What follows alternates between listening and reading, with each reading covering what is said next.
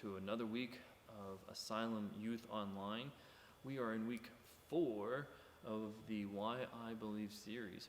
Thank you for joining us each and every week to explore a little bit of a different side of how history and science actually coincide with what Scripture, God's Word says. I also want to thank Ava for sending in a quick, fun video of some of her talent this week. Hope you guys watch it and had some inspiration and maybe send some more stuff into us so we can show some of your talent and share with each other. Really fun, something silly, something goofy, something serious, whatever. We're just happy to see what you have to share and just celebrate together some of the talent that we have. Jumping in today, we're actually, as I said, in week 4 of the Why I Believe series. And today we're talking about God as creator. Now, this often can be an interesting topic and one that we don't always dive into as well as we could or should. But we're going to take a little bit of a different approach today than probably what you're used to.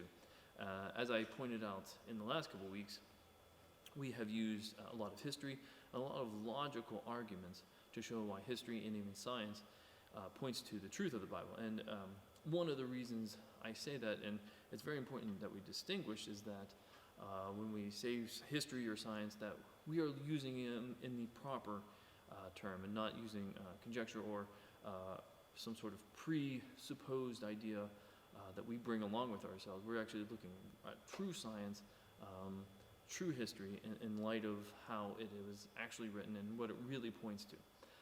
Now I stress that because we're going to talk about our focus here for a moment, because when it comes to terms of like God as creator or creation or our origin, it's very important because that is very poignant to many of the things we believe, which is the topic of this series. And so we want to talk a little bit about how our word from God, the Bible, often clashes with much of what the world wants us to believe, much of the secular views that are out there. So let's talk about that for a minute. What is our focus for today? So as you have maybe experienced in your life, I know I have, skeptics often frequently paint Christians as uneducated, ignorant, and even dangerous because we supposedly reject the tenets of modern science. According to many skeptics, science has undermined the need for God. Now, we see this often in pop culture. We see this often in movies and television shows where we as Christians, because of our faith, because we rely on God's holy word as our guide for truth, we are often depicted as being somehow ignorant and unscientific, that we reject these things. And that can be further from the truth.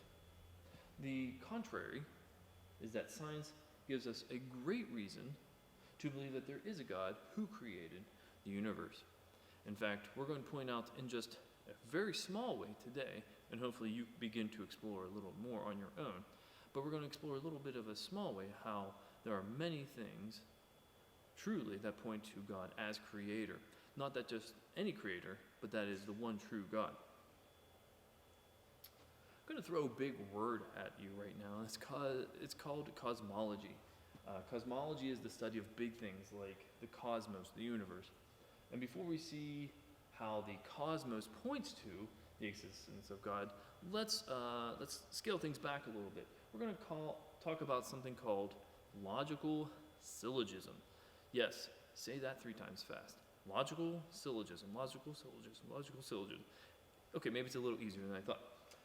One example, a very simple example of a logical syllogism is men are mortal, Socrates is a man, so therefore Socrates is mortal, right?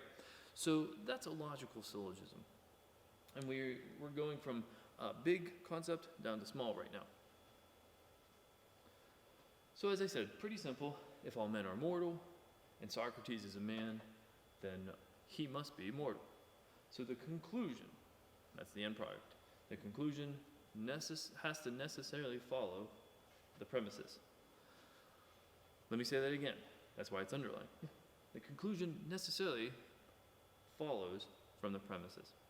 Now, again, we're going to use a lot of logical arguments here. And the theory of logic in and of itself is a scientific approach.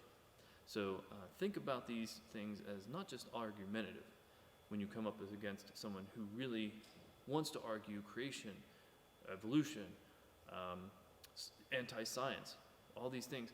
As a Christ follower, you don't have to be shoved into just an anti-science box.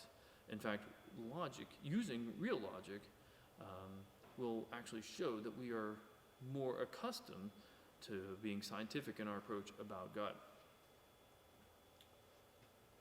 The same kind of syllogism is used in our argument for the existence of a God, our God, called the cosmological argument. Yeah, I had to think about that. Cosmological argument, and it goes like this. Whatever begins to exist has a cause. The universe began to exist, therefore, the universe has a cause. Take a minute and look at that over.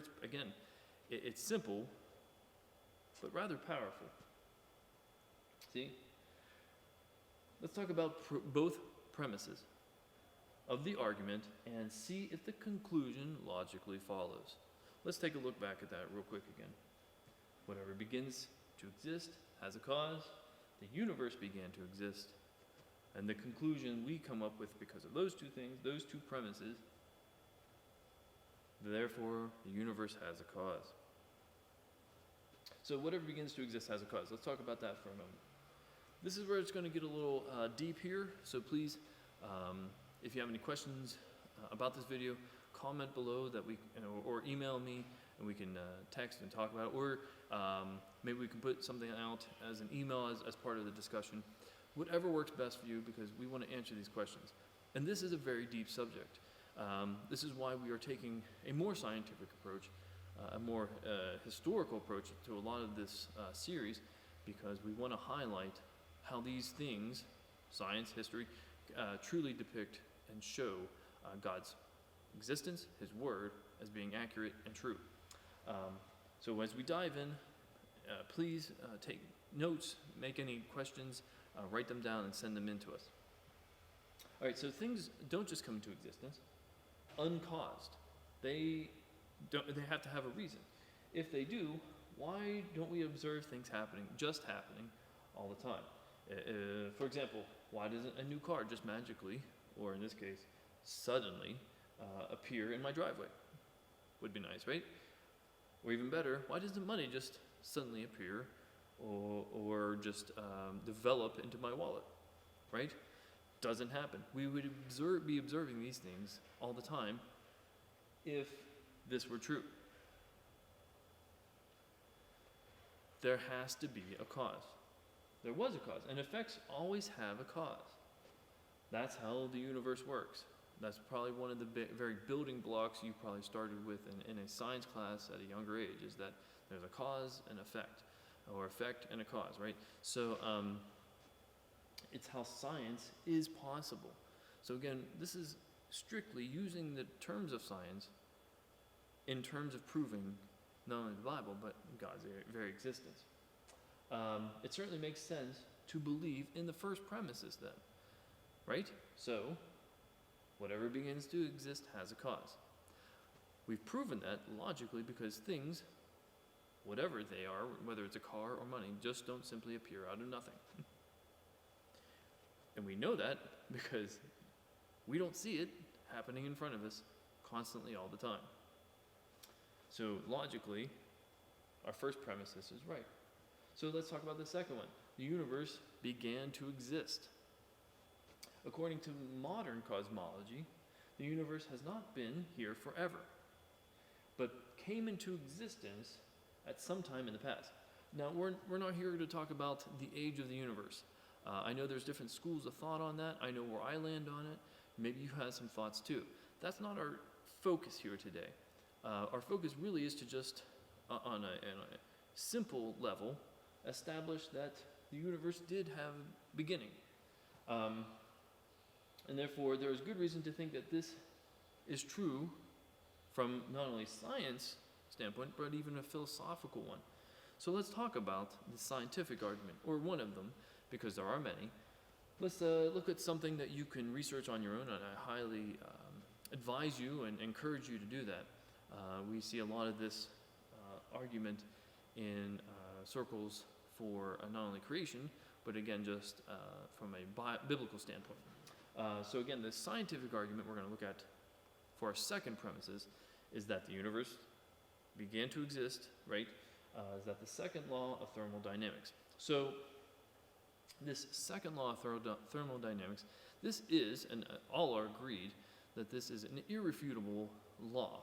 And we often see the first ideas of this law of thermodynamics when the steam engine was coming into its own. And again, a steam engine doesn't last forever. Its fuel, its energy, is eventually depleted, whether it's because there's not enough fire to heat the water, or there's not enough water in the boiling system to keep the engine going.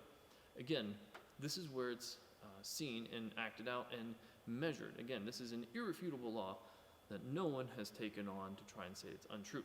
But now we see its implications in the universe. Why? Because the second law of thermodynamics says the universe is running out of usable energy. When is that? Who knows? Again, that's not our focus here. But we do see this loss of energy, this winding down of energy. And once this universe does lose all of its energy, it'll be a cold, lifeless place. This theory is known as the heat death of the universe, or the lack of heat. So, now if the universe did not have a beginning, meaning it's been around for infinity, or it's been around forever, then it should have already run out of this energy. Because if there's an infinity past, it doesn't have, in this case, an infinity future, because the laws of thermodynamics tell us that that cannot happen. So the point is that we would have literally run out of energy forever ago, given what this law says. So therefore we know, scientifically, according to this law, that since there is still energy in the universe, it must have had a beginning sooner than infinity, or closer to now than infinity. Did you catch all that? Again, make some notes here. There won't be a test. I'm just kidding. There are also good philosophical arguments here. And this one's a little deep. So again, if you have any thoughts on this, or if anyone wants to help explain it a little bit better, feel free to jump in. But this one's called the thought or the law of infinite regress. Okay, so infinite regress. So we're going to take this in some bite-sized portions here. As a child, did you ever try to count to infinity? I know I did, and I probably passed out somewhere in the thousands. But maybe you cheated and said 998, 999, infinity, or infinity plus 1. That was always a great argument winner with my brother. But that's because we can never actually reach the end of infinity, because it's not an actual number you can count to. It means there's no last number. Now the same, that we cannot count forward to infinity, also means that's a positive. That means there also cannot be an infinity negative that we can count backwards to. There's not a last number that we can reach. That's why there is the law of infinite regress. We cannot go to a negative number and stop. So what is all this talk of infinity and regress and all that? What does that have to do with the beginning of the universe? Okay, so let's talk about that. So imagine a line of dominoes. If you've ever played dominoes, you lay them one on one in a line. But imagine that line went on for an infinity long length. And let's work backwards. Before you could knock down the last one, you'd have to knock down the one before that. Again, this is in terms of infinity, so don't think of a small line, think of an infinite line. And before you could knock down the second to last, you'd have to knock down the one before that. Domino. You'd have to knock down the domino before that, and then before that, and before that. And since the line is infinite, you could keep going back forever, but never really reach the first domino. Why? Because that is the law of infinite regress. There's no end to it. Now let's assign some sort of time to each domino, say maybe a day. And before today, the last domino could arrive. Yesterday must have occurred. And before yesterday could have passed. The day before that had to have happened and ended as well. Do you see my point? So before the beginning of today, you had to have a yesterday. And before that yesterday, you had to have the day before that, and so on and so forth. The same way you could never topple the last domino, the final domino, in an infinite loop, in an infinite long line, if there were an infinite number of days behind us, today would never have arrived. Think about that for a moment. It's a big statement. If there's an infinite number of days before now, today would never be here, essentially. Yet, this may surprise you, here we are.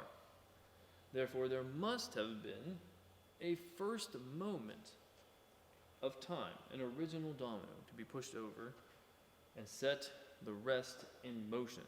Okay, so think about that. There had to be a day that had started all of this going to the next day to the next day. So the problem of infinite regress shows that the universe cannot be past infinite. A lot of secular science theories try to suppose that the universe must have begun to exist. So again, if there is a beginning, what is our last thing? The universe had to have a cause. And what makes that cause happen? Time began at the first moment of creation. So the cause of the universe would be timeless.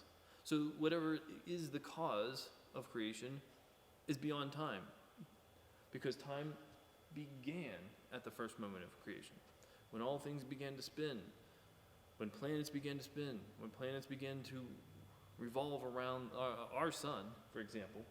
That is when time began. Also, the cause must be personal. Why? To choose to bring the universe into existence.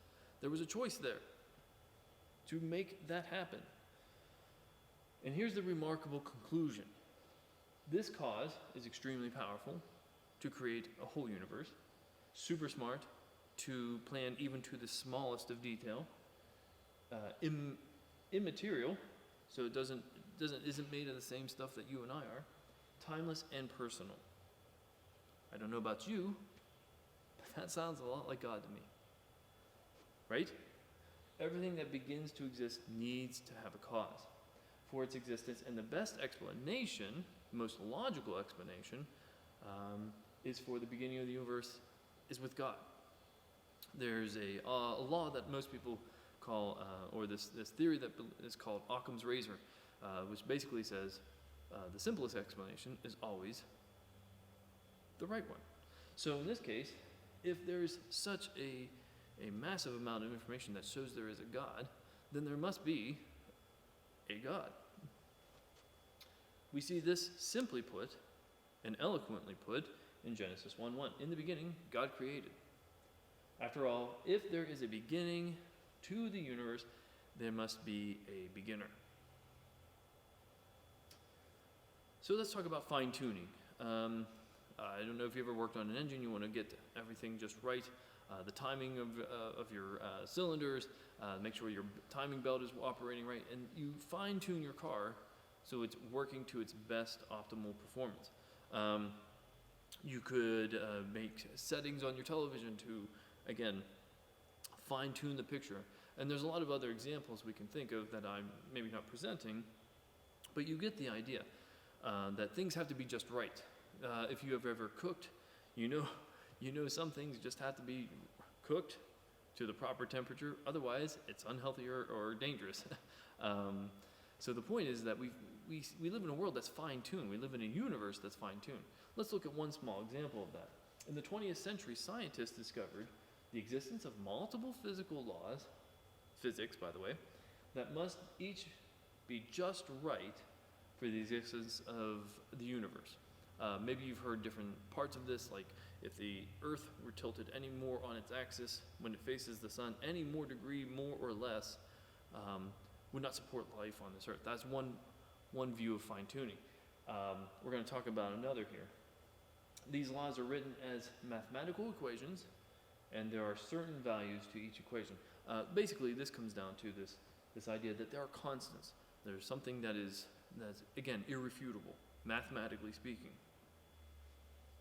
So one example of how finely tuned, and again, this is just one minor example. I said before, there are many.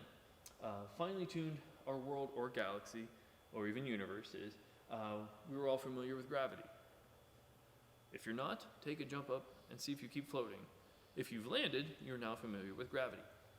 If gravitational constant, right, gravity is now a constant, has been any weaker, if it were ever any weaker than what it is, stars and planets would never have formed the way they have, so life would be impossible. Now, take a moment and look on some website somewhere. I'm sure something will tell you. If the Earth were not this proper distance from the sun, if we're any closer or further, again, we would not have life on this planet. And the planets that are before us and after us help keep our place in the galaxy. So why did we need other planets? Even if they're uninhabited, they keep our Earth in its proper position around the sun. How did that happen? Fine-tuning.